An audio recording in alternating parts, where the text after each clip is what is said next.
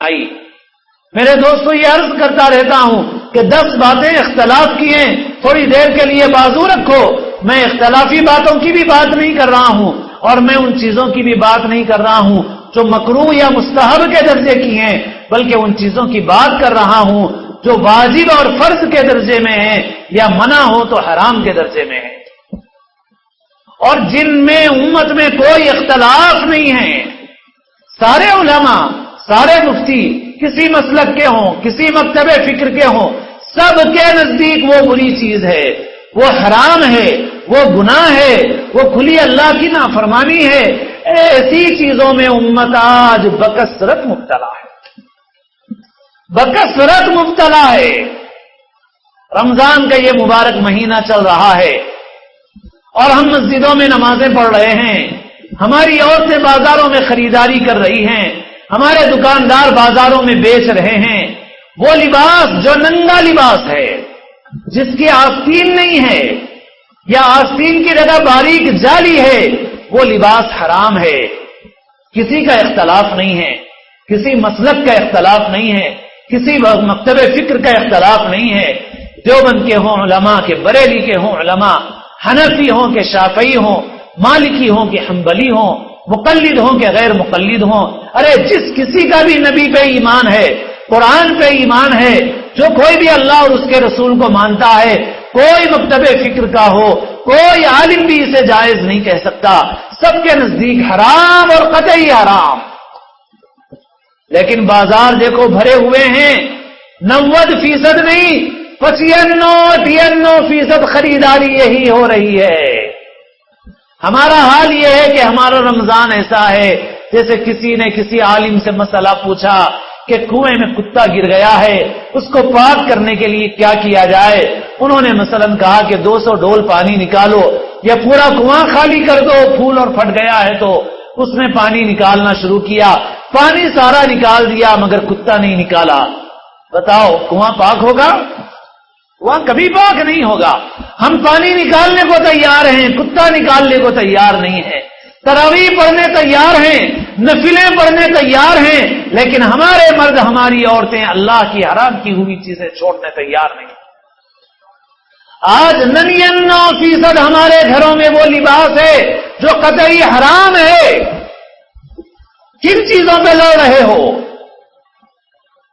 یہ وہ چیز ہے جو کسی کے نزدیک بھی حلال نہیں ہے۔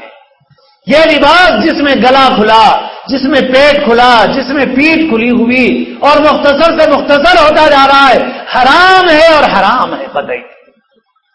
ایسا لباس جو اسکن ٹائٹ ہو، بدن سے بالکل چپکا ہوا ہو، عورت کے لیے بھی حرام اور مرد کے لیے بھی حرام، اس کا بیچنا بھی مکروہ تحریمی۔ ادھر نماز پڑھ رہے ہیں، ادھر بازار جا رہے ہیں، ننگا لباس خرید رہے ہیں، ننگا لباس بیچ رہے ہیں، ننگا لباس سی رہے ہیں، یہ سب مکروہ تحریمی کے درجے میں۔ ہماری عورتیں درزی کے پاس کپڑے بھیجتی ہیں اور بار بار تاکید کرتی ہیں کہ گلا چھوٹا رکھو، اس کے باوجود بھی ایک بار نہیں کئی بار ایسا ہوتا ہے کہ گلا درزی بڑا بنا کے بھیج دیتا ہے۔ پھر بھیجتے ہیں کہ ارے بھائی تم کو تو پہلے ہی کہا تھا کہ گلا چھوٹا رکھنا ہے، اتنا بڑا ہم نہیں پہنتے۔ تو درزی یہ کہتے ہیں کیا کریں، کاٹتے کاٹتے عادت پڑ گئی ہے۔ ایک آپ کے پاس سے یہ مطالبہ آتا ہے کہ گلا چھوٹا بنایا جائے، اور دوسروں کا حال یہ ہے کہ گلا چھوٹا بن جائے تو کپڑا واپس آتا ہے کہ گلا بڑا بنا کے دو۔ میرے دوستو، ہنسنے کے نہیں، رونے کا مقام ہے، رونے کا مقام ہے۔ دین کیا صرف اس کا نام ہے کہ تراویح پڑھ لو؟ دین تو یہ ہے، اور یہ وہ احکام ہے جو اختلافی نہیں ہے، یہ وہ احکام ہے جو قرآن میں ہے اور منصوص ہیں۔ وَلْيَضْرِبْنَ بِخُمُرِهِنَّ عَلَى جُيُوبِهِنَّ وَلَا يُبْدِينَ زِينَتَهُنَّ۔ قرآن نے صاف صاف ایسی صراحت سے، ایسی کھول کر باتیں بیان کی ہیں، پردے کے احکام دیے، لباس کے احکام دیے، تو کہا کہ عورت کو یہ چاہیے کہ کپڑے تو بھرپور پہنے ہی پہنے، کپڑے پہننے کے بعد بھی اوڑھنی اس طرح سے اوڑھے کہ اپنے گلے کے اوپر اس طرح سے ڈال لے کہ گلا بھی چھپ جائے اور سینہ بھی چھپ جائے۔ یہ کسی مفتی کی بات نہیں ہے، یہ کسی فقیہ نے نہیں بیان کی ہے، یہ بات کسی ضعیف حدیث میں نہیں ہے، یہ بات قرآن کی آیت میں ہے. قرآن تو پڑھ رہے ہو مگر قرآن کے احکام پہ عمل نہیں ہے. گناہ سمجھنا بھی چھوڑ دیا, برا سمجھنا بھی چھوڑ دیا.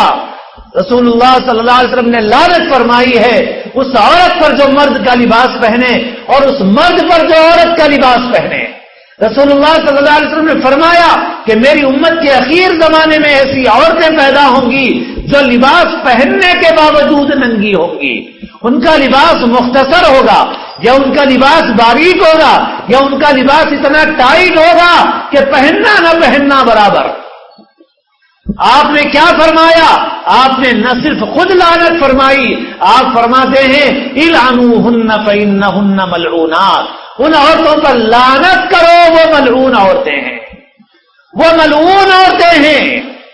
اور جو مرد پسند کر رہے ہیں ایسی چیزوں کو وہ بھی گناہ میں برابر کے شریک ہیں, وہ بھی گناہ میں برابر کے شریک ہیں.